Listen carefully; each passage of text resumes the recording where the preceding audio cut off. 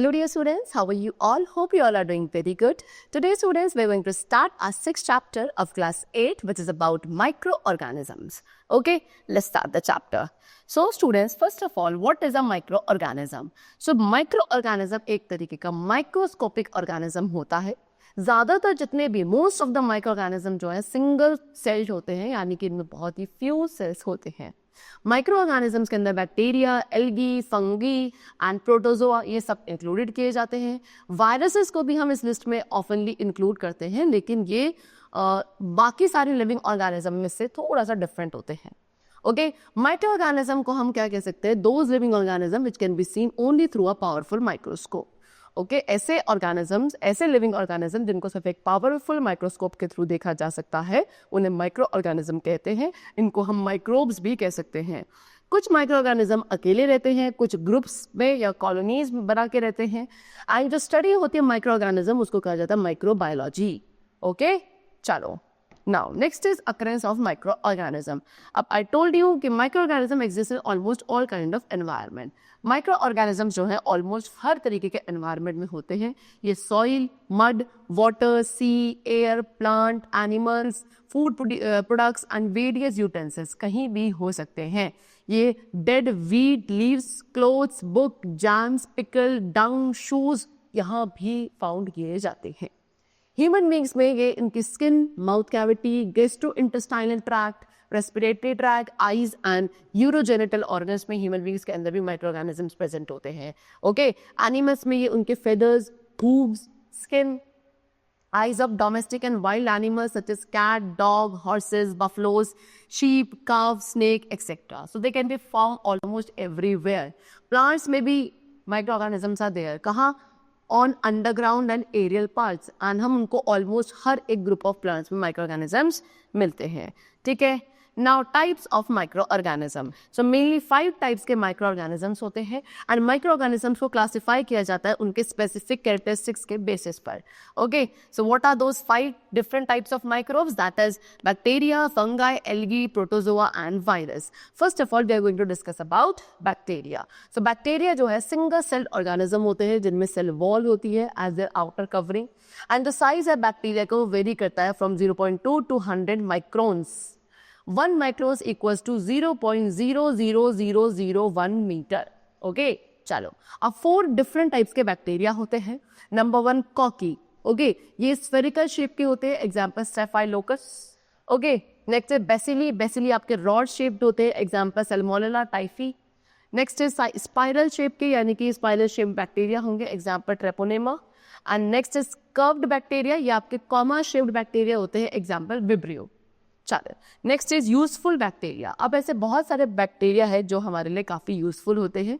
ठीक है, सो वो बैक्टीरिया जो हर्बीवोरस एनिमल्स के इंटेस्टाइन में रहते हैं, जैसे कि काउज एंड बफलोज, ये उनके अंदर सेल्यूलोज के ब्रेकडाउन में हेल्पफुल होते हैं एंड जो उनका फूड का डाइजेशन प्रोसेस है उसको सिंपल बनाते हैं.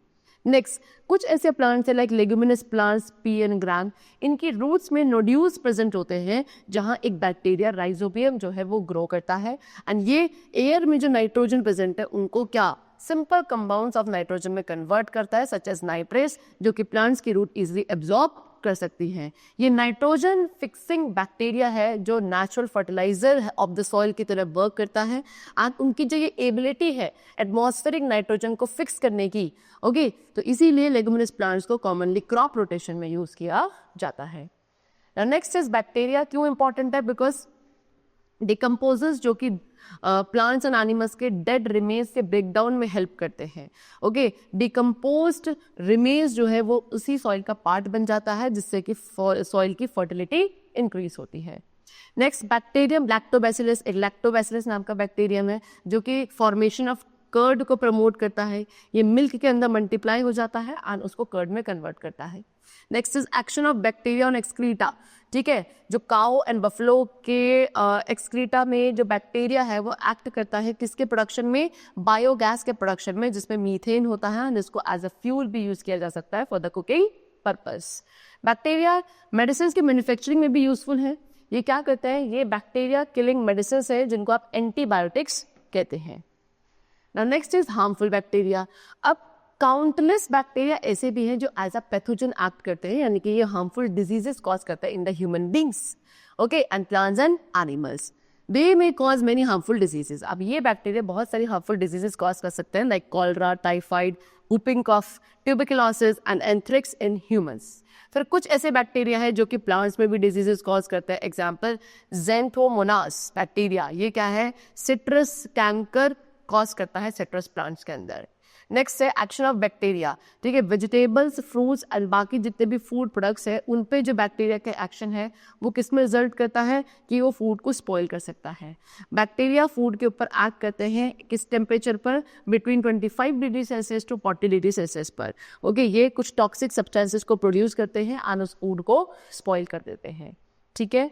चलो, now next we come to the other microbe, that is fungi, okay। so जितने भी फंगी हैं they all are not microorganisms। सभी फंगी माइक्रोऑर्गेनिजम्स होते हैं, नहीं होते हैं। ये कुछ ऐसे ऑर्गेनिजम्स हैं जिनमें क्लोरोफिल नहीं प्रेजेंट होता, दैट मीन्स ये अपना फूड प्रिपेयर नहीं कर सकते, ये दूसरे प्लांट्स एंड एनिमल्स के ऊपर डिपेंडेंट होते हैं फूड के लिए।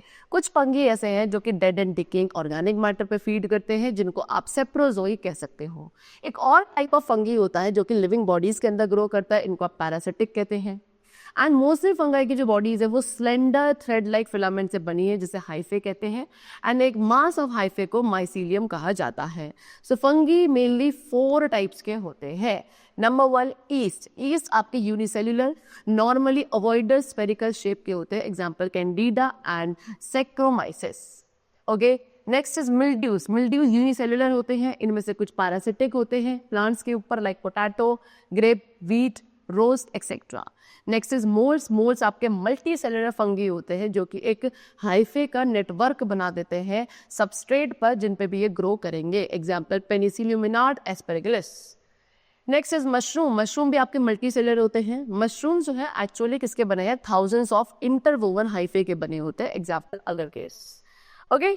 Now useful fungi. अब यूजफुल फंगी कौन कौन से हैं? ईस्ट। ईस्ट एक टाइप का फंगस है जो क्या, शुगर, जो कि एक फ्रूट जूसेस के अंदर शुगर प्रेजेंट है एंड ग्रेन्स के अंदर जो शुगर प्रेजेंट है उसको क्या करता है, ब्रेक करता है एंड उसको अल्कोहल में कन्वर्ट कर देता है, एंड इस प्रोसेस को फर्मेंटेशन कहा जाता है। एंड ये जो प्रोसेस है इसके through alcohol, wine and vinegar ये सब ऑब्टेन किया जाता है ऑन अ लार्ज स्केल। चलो, नेक्स्ट क्या है, मोस्ट कॉमन, जो सबसे मोस्ट कॉमन यूज है फंगी का वो है bread, cake, idli, dosa, bread, है ना। इन सब की प्रिपरेशन में मोस्ट कॉमनली इनका यूज किया जाता है, किसकी हेल्प से, ईस्ट की हेल्प से। नेक्स्ट है फंगी। फंगी को आप क्या मेडिसिन की मैन्युफैक्चरिंग के लिए भी यूज करते हो, एग्जाम्पल एंटीबायोटिक, पेनिसिलिन, ओके। इसको कहाँ से, फंगस पेनिसिलियम से एक्सट्रैक्ट किया जाता है, एंड ये पहली एंटीबायोटिक थी जिसको अलेक्जेंडर फ्लेमिंग ने 1928 में डिस्कवर किया था। एंटीबायोटिक्स जो है कुछ बैक्टीरिया को किल करते हैं एंड उनको ग्रो करने से स्टॉप करते हैं। However they do not work against a virus, लेकिन अगेंस्ट अ वायरस वर्क नहीं कर सकते, इसलिए इनको आप कोल्ड को क्योर करने के लिए यूज नहीं किया जा सकता। कुछ मशरूम्स जो हैं जो एडिबल होते हैं, यानी कि इनको एज अ फूड खाया जा सकता है।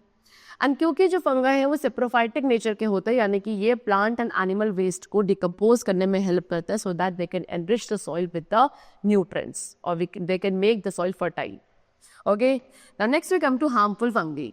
हार्मफुल फंगाई कौन कौन से हैं? जब फंगाई आपके मॉडरेट टेम्परेचर या ह्यूमिडिटी इनको मिलती है, ये फ्रूट्स एंड वेजिटेबल्स को फर्मेंटेशन के थ्रू क्या कर देते हैं, स्पॉइल कर देते हैं। नेक्स्ट इज व्हाट, ये प्लांट्स एंड एनिमल्स को हार्म भी करते हैं नंबर ऑफ डिजीजेस कॉज करके। ह्यूमन स्किन में क्या रिंग वॉर्म हो जाते हैं फंगल इन्फेक्शन की वजह से। एक डिजीज है जिसको बोलते हैं एथलेट फुट, ओके, ये भी फंगस के थ्रू होती है। इसमें क्या होता है, टोज के बीच में इचिंग होने लगती है, ठीक है। चलो, next is लिचन्स।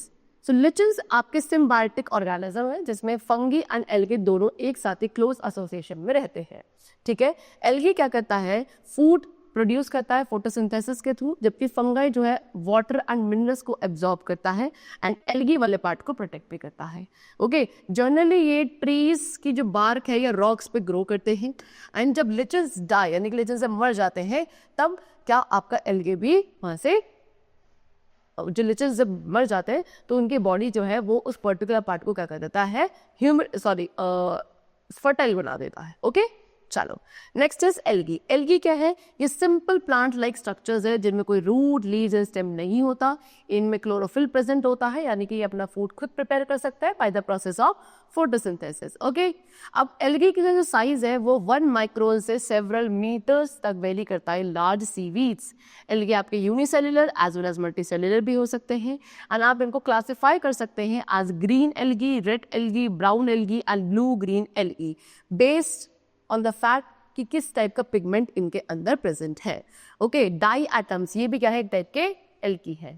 Now next we come to useful algae. Useful algae में नंबर 1 क्या है कि ये आपके मेन सोर्स ऑफ फूड है बहुत सारे एनिमल्स का।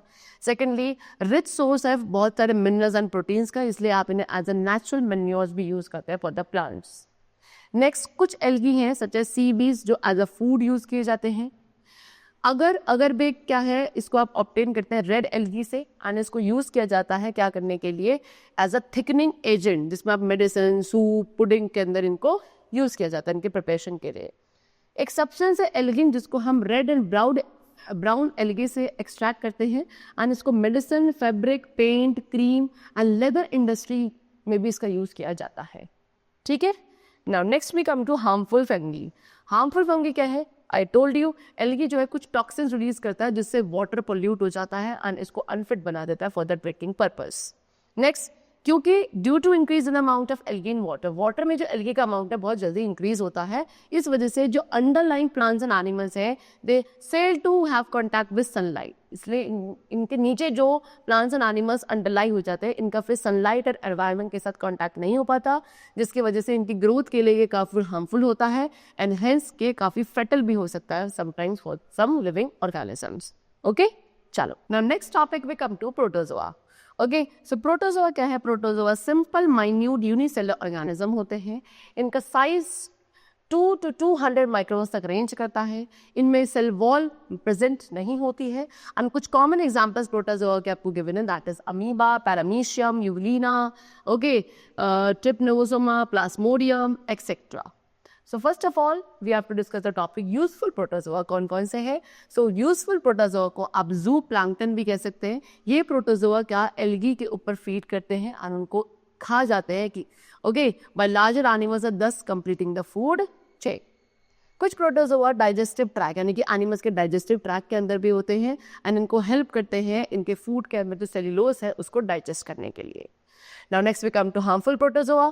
अब कुछ प्रोटोजोआ है जो एज अ पैरासाइट लिव करते हैं एंड ह्यूमन बींग्स के अंदर डिजीजेस कॉज करते हैं। ओके, नंबर 1 एंट अमीबा। एंट अमीबा क्या है? वो लार्ज इंटेस्टाइन, ह्यूमन बींग्स के लार्ज इंटेस्टाइन के अंदर होता है एंड अमीबिक डाइसेंट्री कॉज कर सकता है which is a kind of disease. Then is trypanosoma, ये हमारे ह्यूमन बींग्स के ब्लड स्ट्रीम में जाकर क्या, या कैटल जो होते हैं उनके भी ब्लड स्ट्रीम में जाकर डिजीज एक कॉज करता है जिसको आप कहते हैं स्लीपिंग सिकनेस। फिर एक मलेरियल पैरासाइट है प्लाज्मोडियम जो कि ह्यूमन ब्लड में के रेड ब्लड कॉर्पसेस यानी कि आरबीसीज के अंदर सर्वाइव करता है एंड उनमें मलेरिया कॉज कर सकता है which is again a kind of deadly disease. Okay, now next we come to viruses. Viruses जो हैं ये आपके स्मॉलेस्ट माइक्रो ऑर्गेनिज्म है। इन्हें एक ऑर्डिनरी माइक्रोस्कोप में नहीं देखा जा सकता। इनका जो साइज है वो रेंज करता है फ्रॉम 0.015 माइक्रोन टू 0.2 माइक्रोन तक। वायरसेस की जो शेप होती है वो rod shape, polygonal, spherical, cubical कुछ भी हो सकती है।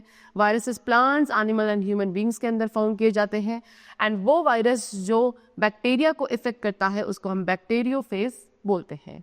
अब वायरसेस के अंदर लिविंग एंड नॉन लिविंग दोनों ही थिंग्स के कैरेक्टरिस्टिक्स होते हैं। ओके, ये खुद से रिप्रोड्यूस नहीं कर सकते, ये सिर्फ एक लिविंग बॉडी के अंदर जाके रिप्रोड्यूस करते हैं और उस होस्ट ऑर्गेनिज्म के एनर्जी को यूज करते हैं रिप्रोड्यूस करने के लिए। जैसे जैसे ये मल्टीप्लाई होंगे, ग्रो होंगे, होस्ट सेल जो है उसकी जो होस्ट के सेल है वो बर्स्ट हो जाएंगे and it will open to release them. कुछ एग्जाम्पल्स गिवन है like tobacco mosaic virus, AIDS virus, chicken pox virus, polio virus, measles virus. Okay, they all are the examples of different viruses. Now other uses of microorganisms. So microorganism के और बहुत भी uses है like what, कुछ bacteria हैं जो flax and jute fibres के retting में हेल्प करते हैं एंड देन इनको रोप्स में कन्वर्ट किया जाता है।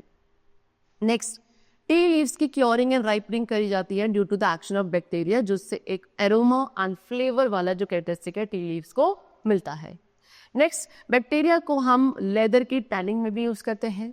देन अगर एन एल्गिन, ये रेड एंड ब्राउन एल्गी से रिस्पेक्टिवली ऑब्टेन किए जाते हैं एंड इनको मेडिसिन, फूड एंड कॉस्मेटिक्स की प्रिपरेशन में यूज करते हैं। मैनी ऑफ द सीवीड्स, बहुत सारी ऐसी सीवीड्स है जो डायरेक्टली हम एग्रीकल्चर फील्ड के अंदर ऐड करते हैं एज अ मैन्योर, बिकॉज ये काफी रिच होते हैं nitrogen and potassium minerals. Next is what, some sea algae, कुछ सी एल्गे है जैसे कि लेमिनेरिया, इसको एज अ फॉडर यूज किया जाता है for the sheeps and cattle. Now next we come to harmful microorganism. Harmful microorganism क्या है? तो जैसे कि हमने बहुत सारे यूजफुल माइक्रोऑर्गेनिज्म के बारे में अभी डिस्कस किया, सो बहुत सारे हार्मफुल इफेक्ट्स भी होते हैं जो इनके थ्रू कॉज किए जाते हैं। सो कुछ कॉमन हार्मफुल इफेक्ट जो माइक्रोऑर्गेनिजम्स के हैं वो होती है various diseases and spoilage of food.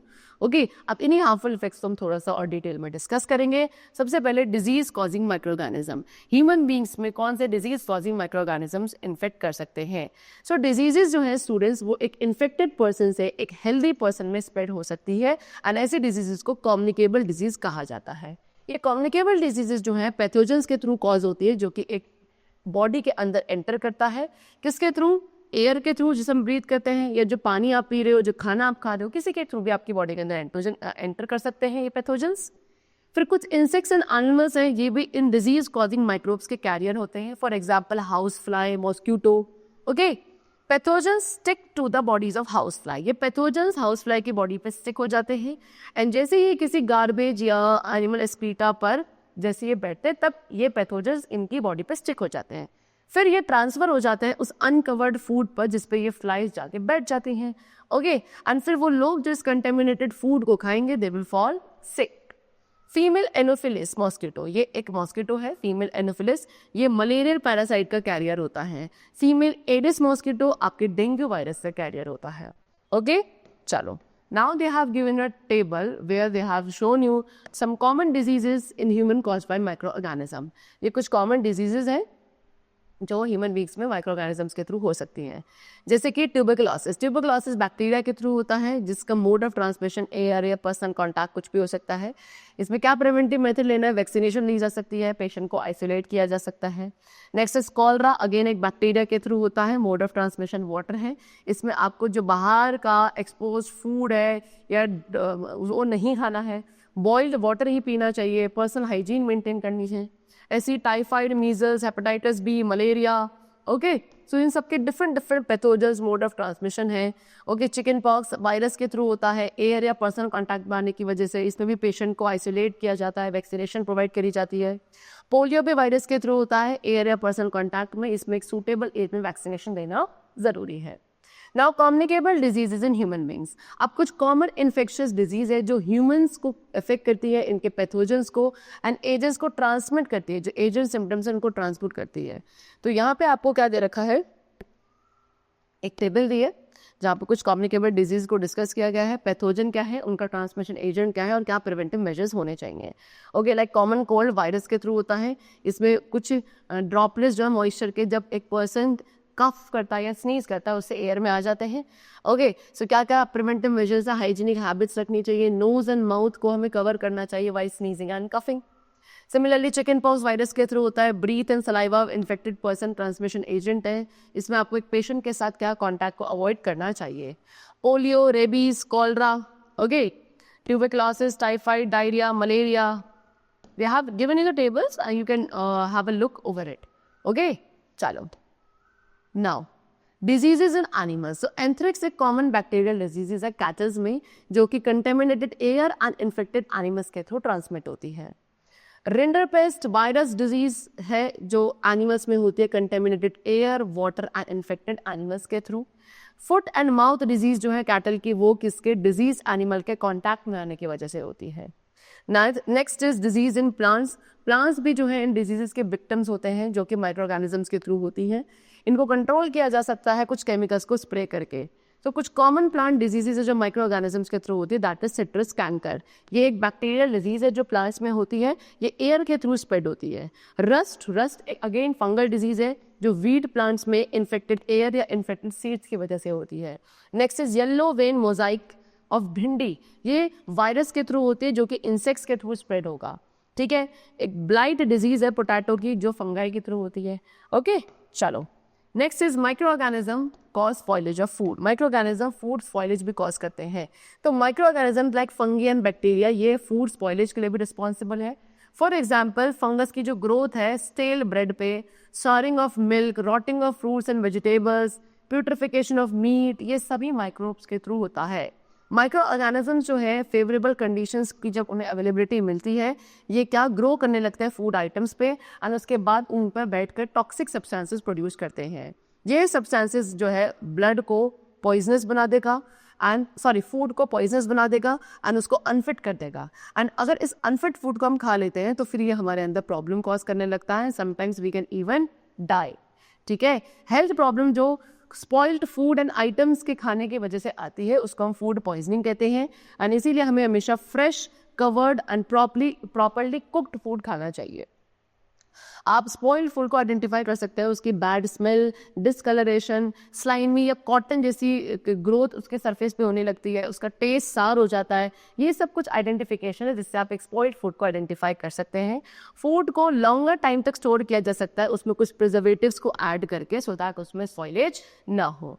तो फूड प्रिजर्वेशन क्या है, जो फूड आइटम्स हैं यानी कि चाहे वो कुक्ड हो चाहे वो अनकुक्ड हो, तो फूड आइटम्स जो है वो सभी क्या माइक्रो ऑर्गेनिजम्स की ग्रोथ की वजह से ईजिली स्पॉइल हो सकते हैं। सो इसीलिए उनको इस स्पॉइलेज से प्रिवेंट करना काफ़ी ज़रूरी है।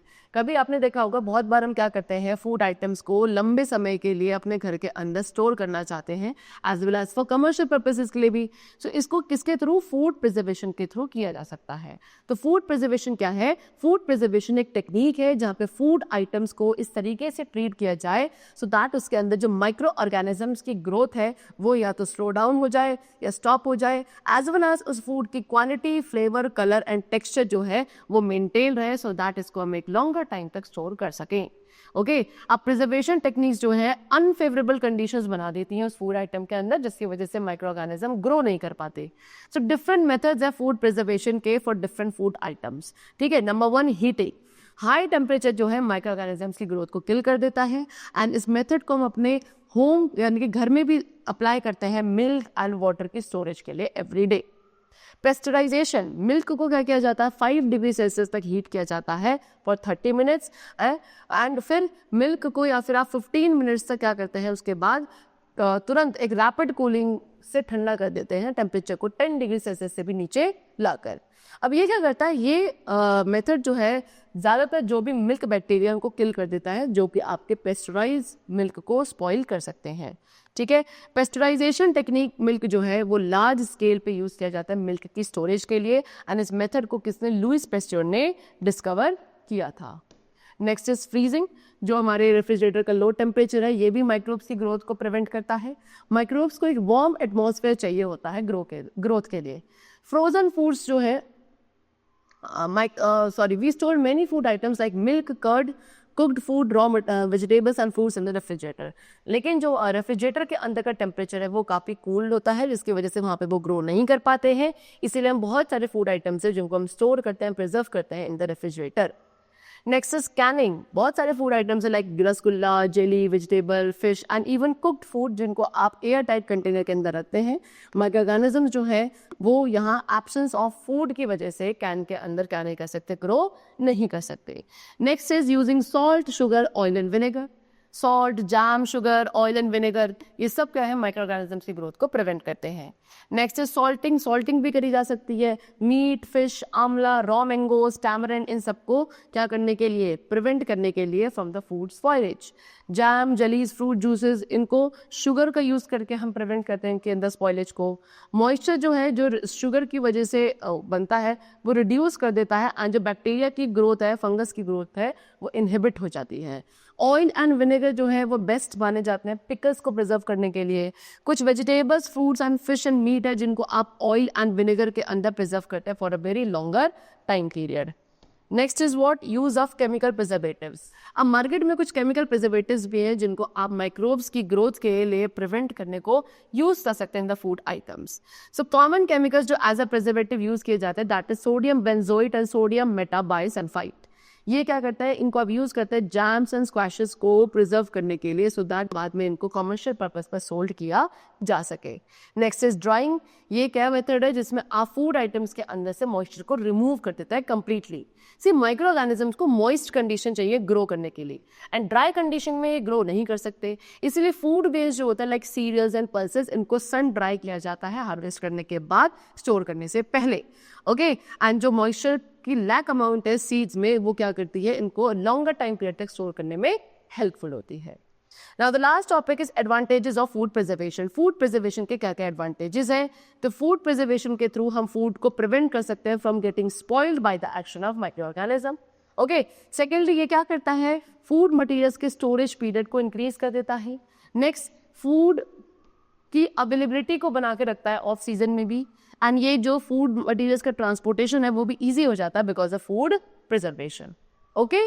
चलो. So the chapter is completed. I hope you all have understood the different types of microorganism, the concept of food preservation, and many more things.